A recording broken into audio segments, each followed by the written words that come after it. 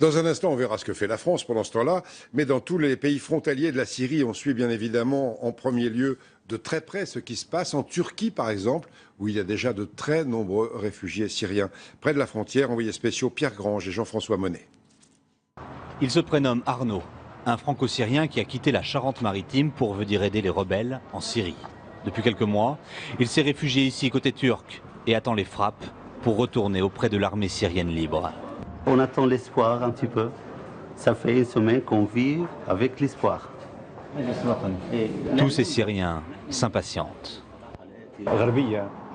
On entend des promesses des Britanniques, des Français, des Américains, toujours des promesses. Ce que le peuple syrien veut, c'est qu'il fasse tomber le régime.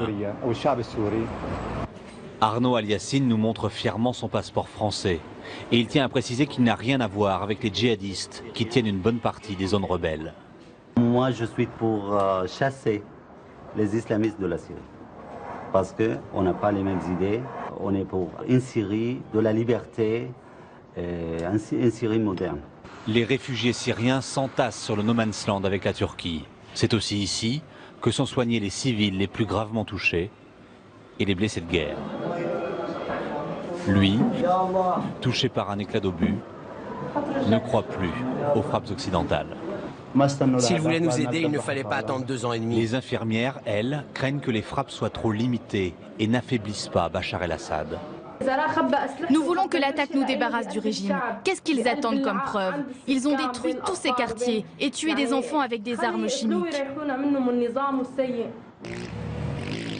La Turquie craint d'être attaquée sur son sol si, après d'éventuelles frappes, Bachar el-Assad décide de lancer des représailles. Les Turcs ont installé des bunkers dans la ville et ce matin, le gouvernement turc menace. Si Bachar el-Assad nous attaque, disent-ils, ce serait un suicide.